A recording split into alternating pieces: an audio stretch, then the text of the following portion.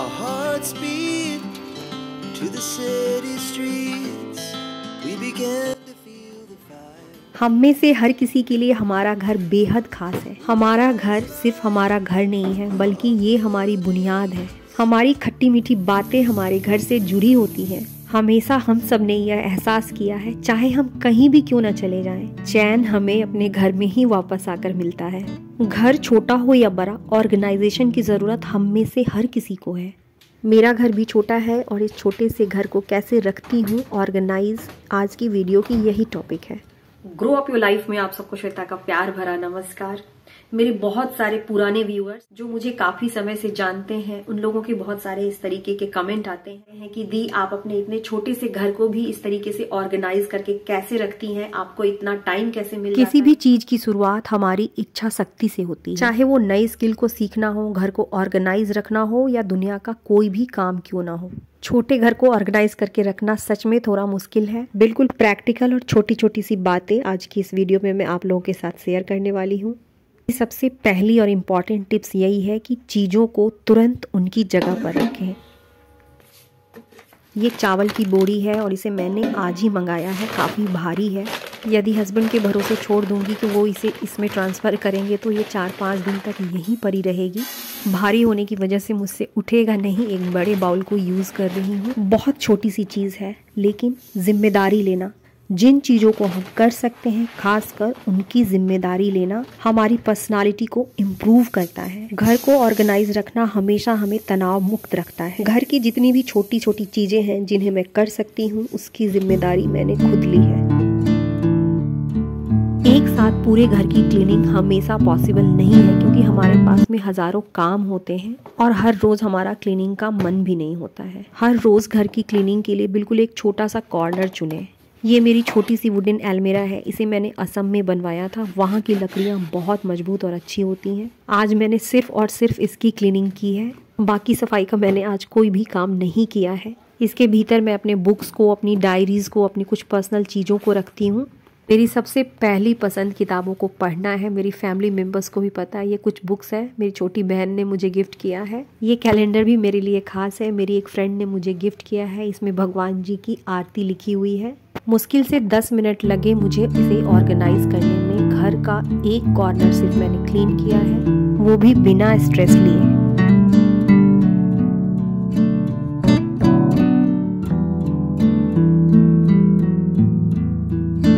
कपड़ों को ऑर्गेनाइज रखना हमारा सबसे बड़ा टास्क होता है। यदि हमारे कपड़े ऑर्गेनाइज है तो समझिए हमारा आधा घर ऑर्गेनाइज है। कपड़ों को बाहर से उतार कर लाने के बाद मेरा सबसे पहला काम होता है उन्हें उनकी जगह पर ऑर्गेनाइज करके रख देना। अपने घर के कपड़ों को मैं खुद ही प्रेस करती हूँ। एक साथ ढेर सारे कपड़े प्रेस करना सच में बहुत मुश्किल है। अपने कपड़ों को प्रेस करने के लिए भी मैंने 10 मिनट्स का ये रूल फॉलो किया है। ये केवल 5 कपड़े हैं जिन्हें मैं प्रेस करूंगी और 10 मिनट से कम में भी मेरे कपड़े प्रेस हो जाएंगे। एक साथ बहुत सारे काम को देखकर हमें काफ़ी घबराहट सी होने लगती है। इसका एक सिंपल सॉल्यूशन यही है कि उन सभी कामों को छोटे छोटे टुकड़ों में बांट दिया जाए। बिल्कुल सच कहूँगी, ये कई बार मेरे साथ भी होता है कि मेरा घर अनऑर्गेनाइज रहता है। कभी मेरी तबीयत खराब हो जाती है कुछ एक्स्ट्रा काम आ जाने की वजह से। मुझे भी अपने बिखरे हुए घर को देखकर काफ़ी घबराहट सी होने लगती है। तब किसी एक कोने से शुरुआत करती हूँ। 10 मिनट्स का ये रूल फॉलो करती हूँ। जब कभी भी हम एक छोटे से टास्क को पूरा करते हैं, हमारे माइंड को एक पॉजिटिव सिग्नल जाता है और हमारी प्रोडक्टिविटी बढ़ जाती है। घर के कामों को करने के लिए मल्टीटास्किंग भी बेहद ज़रूरी है। मैंने यहाँ कपड़ों को प्रेस करने के लिए बेडशीट को नीचे बिछा दिया था। कपड़ों के साथ यहाँ मेरा बेडशीट भी प्रेस हो गया। ये मेरे किचन गार्डन का गोभी है। मार्केट में गोभी बहुत सस्ते मिल जाएंगे, लेकिन ये मेरे खेत की गोभी है। इन्हें देखकर मुझे जो सेटिस्फेक्शन मिलता है उसे ही आप लोगों के साथ हमेशा शेयर करती हूँ। हम सबके घर में बहुत सी ऐसी चीज़ें बेकार पड़ी रहती हैं जिनके बारे में हम सोचते हैं कि इनका कभी न कभी हम यूज़ कर लेंगे, लेकिन सच में उन्हें हम कभी भी यूज़ नहीं कर पाते हैं। घर में पड़ी हुई बेकार चीज़ों को डिस्कार्ड करना बेहद ज़रूरी है, क्योंकि नई चीज़ें आती रहेंगी और पुरानी चीज़ों को हम डिस्कार्ड नहीं करेंगे तो घर में जगह कैसे बनेगी। यहाँ पर बहुत सी ऐसी चीज़ें हैं जिन्हें मैंने बहुत दिनों से यूज़ नहीं किया है। कुछ चीज़ों को निकाल कर आंखों के सामने रख दूंगी ताकि उन्हें बहुत अच्छी तरीके से यूज़ कर लूँ। बहुत सी ऐसी चीज़ें हैं जिन्हें मैंने साल भर 6 महीने से छुआ तक नहीं है। ये घर के बहुत से ऐसे वायर्स हैं जिनका अब कोई यूज़ नहीं है, इन्हें भी हटा दूंगी। घर के बेकार सामान हमारे मन पर बोझ की तरह लगते हैं। घर को ऑर्गेनाइज रखने का ये बहुत ही इफ़ेक्टिव टिप्स है। मैंने कई जगह पढ़ा है कि जिन चीज़ों को हमने साल भर और 6 महीने से यूज़ नहीं किया है, दिल पर पत्थर रखकर उन चीज़ों को डिस्कार्ड करना बहुत ज़रूरी है। इसे भी निकाल कर बाहर रख दूंगी ताकि ये यूज़ हो जाए। एक बात हम सब ने ज़रूर फील किया है कि घर के जिस कोने से हम फालतू चीज़ों को डिस्कार्ड कर देते हैं, हटा देते हैं, हमारे घर का वह कॉर्नर पॉजिटिव एनर्जी से भर जाता है। हम सभी के घर में जितनी भी चीज़ें होती हैं, उन सभी का एक प्रॉपर प्लेस होना चाहिए, उन सभी का अपना एक छोटा सा घर होना चाहिए। यानी उन सभी को ऑर्गेनाइज करने के लिए हमारे पास ऑर्गेनाइज़र ज़रूर होना चाहिए। ज़रूरी नहीं है कि इन ऑर्गेनाइज़र को हम बाहर से ही खरीदें, खाली डब्बों से, पुराने बॉटल से, किसी भी तरीके की चीज़ों से हम इन्हें तैयार कर सकते हैं। वैसे मैंने भी अपने चैनल पे ज़ीरो कॉस्ट बहुत सारी ऑर्गेनाइज़र बना करके डाली हुई है। आपने मेरे चैनल को विजिट नहीं किया है तो एक बार मेरे चैनल को विजिट जरूर कर लीजिएगा। घर छोटा हो या बड़ा, हम सभी के घर में एक ऐसी जगह ज़रूर होती है जिसे हम सबसे अधिक यूज़ करते हैं। ये मेरा डाइनिंग टेबल है और इसे हम सबसे अधिक यूज़ करते हैं। सुबह सुबह घर से बाहर जाते समय भी सभी लोग इसी पर अपनी छोटी मोटी चीज़ों को रख देते हैं। ये मेरे घर की सबसे अधिक यूज़ होने वाली जगह है जिसे मैं कोशिश करती हूँ कि तुरंत का तुरंत क्लीन करूँ।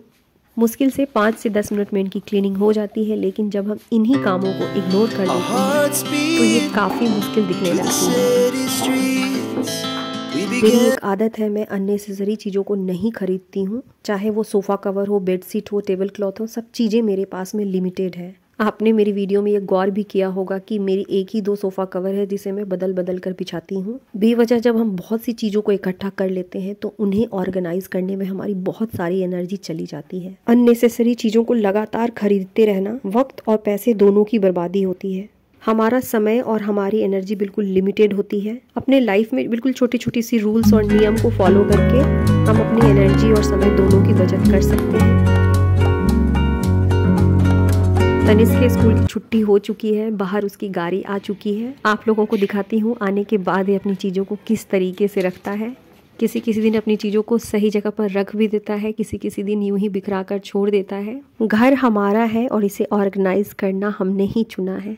बिल्कुल 2 मिनट का काम है। यदि चीज़ों को यहीं बिखरा छोड़ दूंगी, कल इन्हीं चीज़ों को वापस ढूंढने में, सही करने में बहुत सारा स्ट्रेस होगा। आज मेरा बर्थडे भी है। इस ड्रेस को आज पहनने वाली हूँ। इसे मेरी छोटी बहन ने मुझे गिफ्ट किया है। बिल्कुल सही है कि हम एक होम मेकर्स हैं, हम एक माँ है, पत्नी है, बहू है, लेकिन खुद के लिए भी हम खास हैं। चाहे कोई फेस्टिवल हो, बच्चों का बर्थडे हो, घर का कोई भी काम हो, हम अपनी जिम्मेदारी निभाने से कभी पीछे नहीं हटती हैं। हर जिम्मेदारी की तरह खुद के प्रति भी हमारी कोई जिम्मेदारी है। कहीं ना कहीं इन जिम्मेदारियों को निभाते निभाते हम भूल जाते हैं खुद के लिए थोड़ा वक्त निकालना। कॉलेज के दिनों में जिस तरीके से तैयार रहते थे, उस तरीके से तैयार रहना। बाहर खाना खाने जा रही हूँ। मैंने हस्बैंड को साफ साफ कह दिया है कि आज मैं खाना नहीं बनाने वाली हूँ। ये ब्रेसलेट मेरी बेटी ने मुझे गिफ्ट किया है। इसी के साथ आज की वीडियो ख़त्म करती हूँ। मिलते हैं नई वीडियो में।